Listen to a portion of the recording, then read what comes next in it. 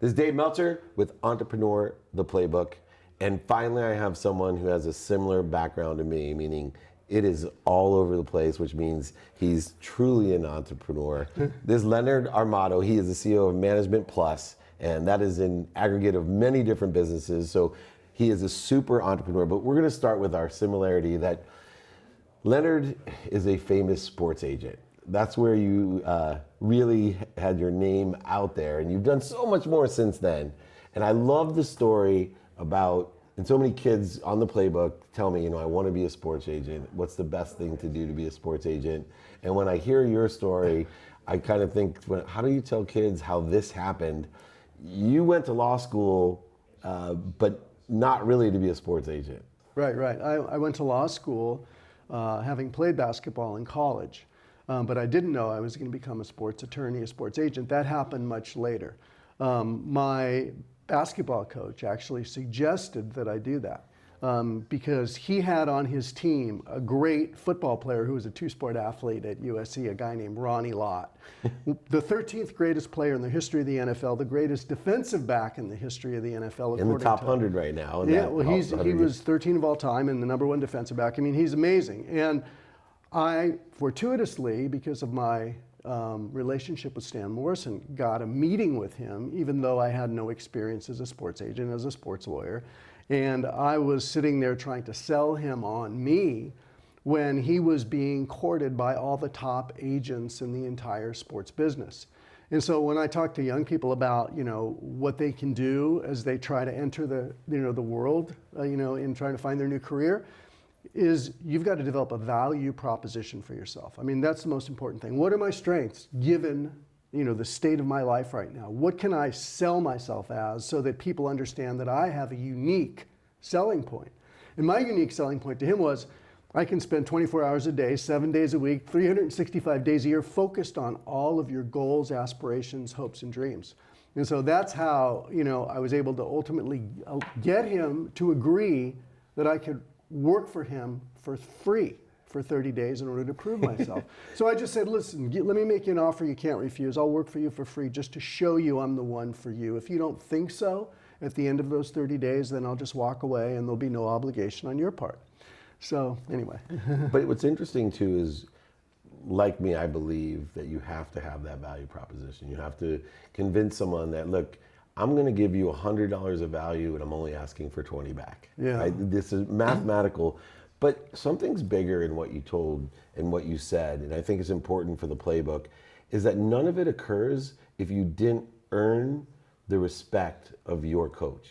If you didn't have the relationship that somebody else wanted you to do well, somebody else wanted to elevate you, to elevate themselves, but you made an impression through the heart and discipline and hard work, probably on the court for your coach and off the court in the classroom.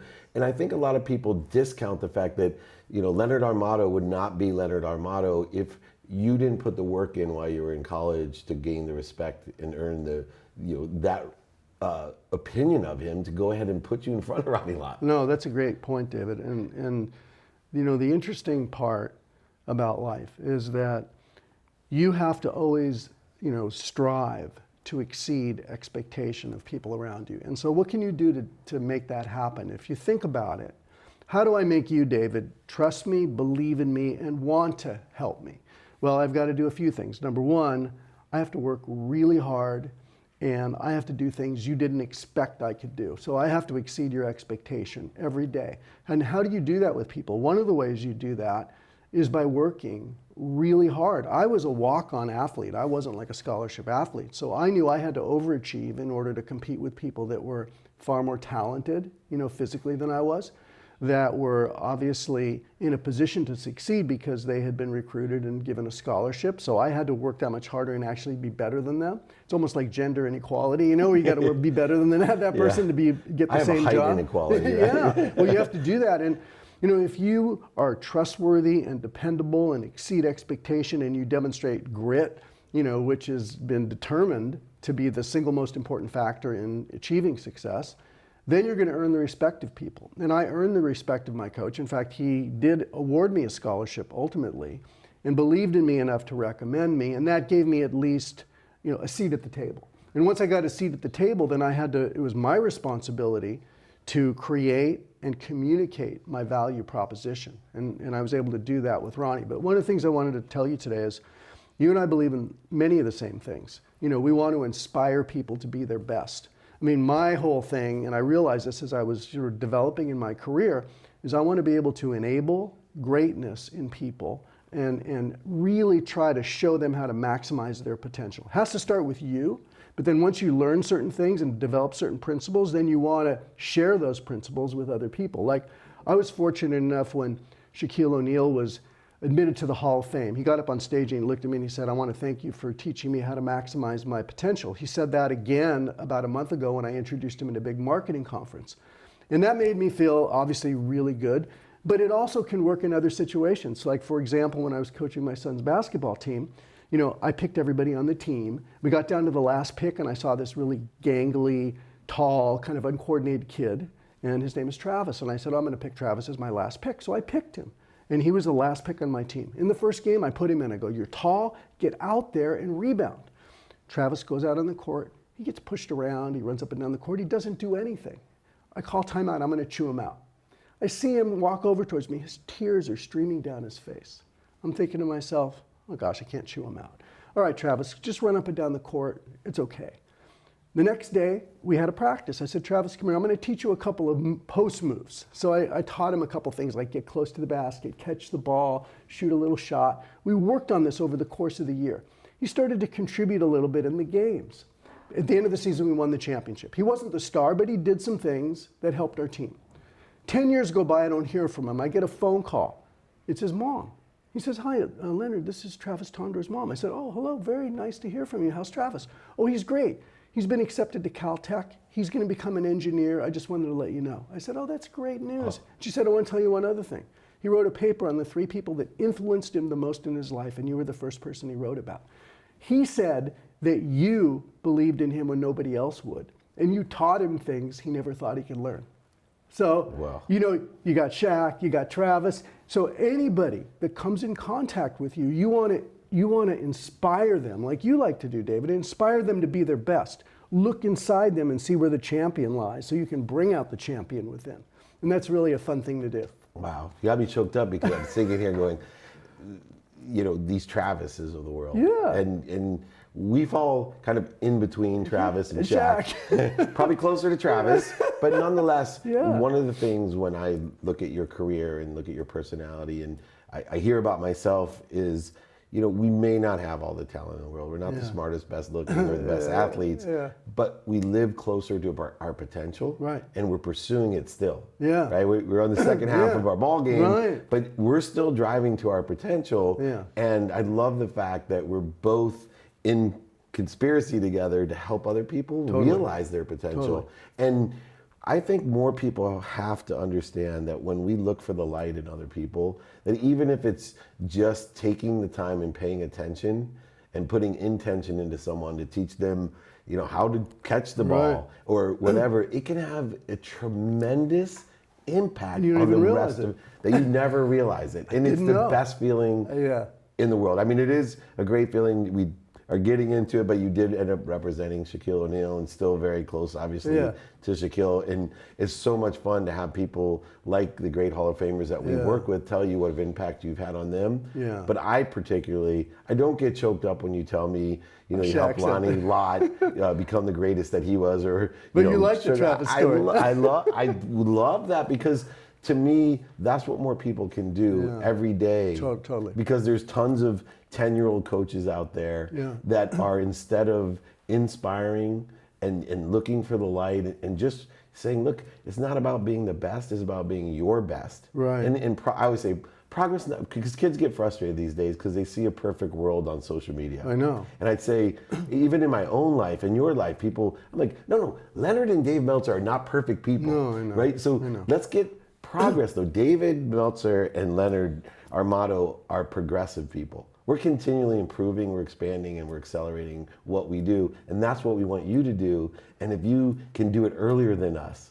and work more efficiently than us, you can be far more than you even dreamed of being. Right, and we can share, you know, what we've learned either through our own experience or by modeling or watching amazing people that we've been in contact with and basically extracting knowledge from them. And I would like to share a few things if you don't mind. Yeah, please. I think when, people try to enable greatness in themselves, one of the things, and you talk about this all the time, is how do you set yourself up through the course of a day to be your best self? And you look back to some of the great coaches of all time, whether it's John Wooden, who says, make every day a masterpiece. Or you talk about Pete Carroll, who I represented for many years and was a very close friend, introduced him to his wife. And Pete always talks about winning every moment. And one of the things that you talk about, which I am a complete believer in, is when you wake up, you have to fill yourself up with gratitude for what you have in your life. And you have to put yourself in a state of mind where you're empowered, so that when you go forward throughout the course of that day, you have to make each moment, I like to say this, each moment an act of love. So that if you make each moment an act of love, you make everyone's life better that you come in contact with. You're always going to end up, at the end of the day, feeling good about yourself and maximizing your potential. Because when there's two camps, the camp of anxiety and the camp of empowerment. And anxiety is all about being shrinking. Anxiety is all about being paralyzed. Empowerment's all about feeling powerful, feeling full of love, feeling full of confidence. And when you're in that state, you're going to impact people in a powerful way. And I just want to make one more point. A guy named Quincy Jones, who you've heard of. Of course. When you're with people that inspire you, like him, for example, it'll make you feel better about yourself, and it'll make you feel like you can do things like Travis said that he never felt he could do. And that's why it's so important to surround yourself with people that inspire you, people that you feel are better than you, people that can get you to do things you never expected you could do. So if you kind of keep in mind, certain principles when you're living your life and plan properly. I know you had my wife Holly McPeak on before, and she talked about the importance of planning. It's so important. If you have a plan and then you execute it with a state of mind full of empowerment, full of gratitude, full of love, you're going to make great things happen. It is true, and you're so good at not only setting your mindset, but arranging your mindset, which are two different processes. So in the morning, like you say, I set my mindset at the highest frequency, but during the day, I think we both arrange our mindset. But the one thing that I think is interesting about sports agents is there's an analogy I used to tell people when they say, what makes us a successful sports agent? I said, here's what I look at. Imagine you're not the best looking guy, but you have to walk into a bar and there's the most beautiful woman at the bar. And your job every day is not only to get that girl, that beautiful woman, to leave with you, but even worse. After you get her to leave with you, now you have to keep her, because every other guy in the world who has maybe better hair, taller, better looking, and the best sports agents are the ones that I know can walk into a bar. They may not be the best looking, but they can get the most beautiful, because every single person, and this happened even with Ronnie Lott with you, is when you had him, they're always trying to not steal him. And they make up stories and they'll say whatever they can to get your girl to leave with them. I know. And yet all you had to do was go back to your values and remind them of your character. Yeah. And people like Ronnie Lott and others throughout your career have stuck by you, even though they may have had these enticing offers from other people. Well, one of the things I learned early on is you always have to under-promise and over-deliver. So if David Meltzer is let's say, an outstanding defensive back, and I said, David, I wish I was. I think I can get you a $5 million a year contract. And you're like, really? I said, yeah, I think I could do that. And I come in and I go, David, I got you 4.9 million. You're like, what? 4.9 million? Are you kidding me? But if I said, David, I can get you a $5 million a year contract, knowing I can get you a 6. Yeah, exactly. I come in, David, I got you 6. And you're like, well, you're amazing. So you got to set expectations, and then you got to over deliver. The other thing I noticed too, and I want to bring this up, is, I learned when I was really young that if you want to build trust in a relationship, you should always be extraordinarily dependable. So if I say I'm going to be here at a certain time, I'm there. If I say I'm going to do something, I always do it. And if you can constantly be there for somebody every single time, they're going to feel like, wow, I can count on that person. The worst thing is to feel insecure in a relationship and that someone's not going to do what they say they're going to do. And that's a really, I think, important thing. It's so interesting because from the time that I truly got to know you, one of the adjectives or descriptions that I would give when said, oh, what's Leonard like? And immediately I realized you're a promise keeper. You keep your promises and you do over deliver. When you drive up to the house, you're out making sure that we have a place to park. But these are little I knew things. you were at the library.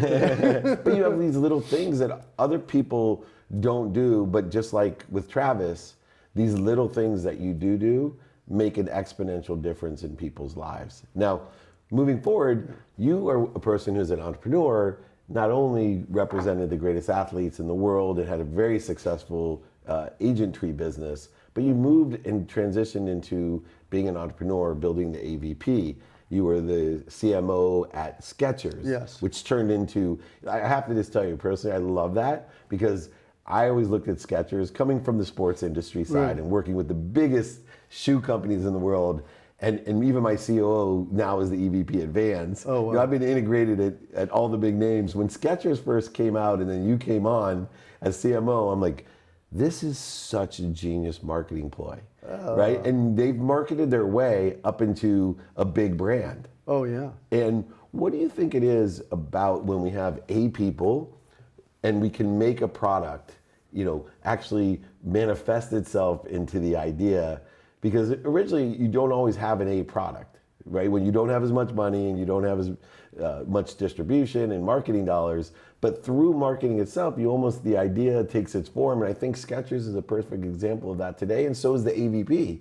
I don't think the AVP would exist without, your manifestation and Holly's as well, but being able to really persevere and eventually everything grows into what's truly a great brand. Well, two, responses. That's a couple things Yeah. going on there. But I'll tell you, from the standpoint of beach volleyball, I grew up on the beach, and I saw that this sport was really infectious in terms of people just being drawn towards the lifestyle. And so it was the only sport where you actually at the time could go watch and also have a party. So it was like a beach party where, this great, volleyball match broke out. And so corporate America, I discovered, wanted to be associated with that whole lifestyle. And that's when I found that NBC wanted to telecast it and sponsors wanted to get involved. And so we started to grow that and build it. And it turned into the first lifestyle sport. So that was kind of a fun vision to be able to realize. When it comes to Skechers, the founder, the owner of the company, Robert Greenberg, and I go way back to when he founded the company LA Gear. And I was working with him then. We did some deals with all kinds of celebrities like Michael Jackson and all kinds of other people. And he told me, even Warren Moon, you did it. yeah. And he told me he wanted to take his lifestyle company and then add a performance division to it. So how do you get higher margins through a performance product? How do you get function as part of the company as opposed to just simply chasing fashion? And he had a technology for a shoe called Shape-Ups. And this technology was a rocker bottom technology that we discovered could work incredibly well for a running shoe. So we ended up hiring for the walking business, the Kardashians. Kim Kardashian became our spokesperson. And then we hired for the running business a guy named Meb Keflezighi who was dropped by Nike but had a lot of gas left in his tank. All of a sudden he put on Skechers, won the Boston Marathon, and next thing you know, Skechers was on the cover of Runner's World magazine, where you would have never expected that. We started hiring other athletes as well. But all of a sudden now the performance division of Skechers is a pretty significant division of the company. It's a $6.5 billion company today.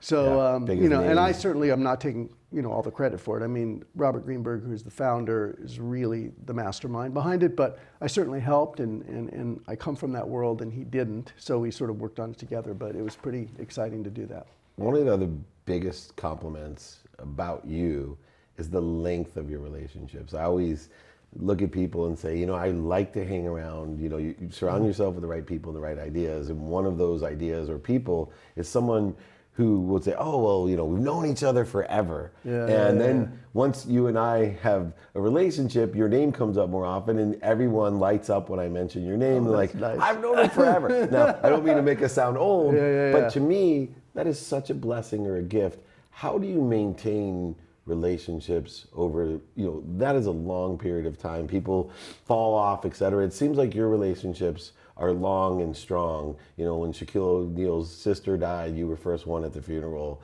People are very tied to you, even if you're not working with them anymore. Well, I think the main thing, and I sort of hinted at this earlier, is if you want to build successful relationships, you have to always be dependable. And I think dependability is the key. It's whether it's a personal relationship or a business relationship, if you can count on someone and they do what they say they're going to do, then that's obviously really important. So that's number one. Just do it, show up. You've heard that before, show up. So I always try to show up. Second thing is exceed expectation. So I'm a person, my dad always taught me, don't be satisfied with mediocrity. Always, do something that's special, unique. So I always try to exceed expectation whenever I do something. It's really interesting. When Shaq won the MVP award, he was saying, what should I say? What should I say? So I said, well, my favorite quote is from a philosopher, Aristotle. And I told him what the quote was. So he said, okay, I'm going to use that. So he gets out there and he says, I want to thank you all for the MVP award. And I just want you to know that I'm going to use a quote by Aristotle to describe how I feel. And Aristotle said, excellence is not a single act. It's a habit. You are what you repeatedly do. And from now on, you can call me the big Aristotle.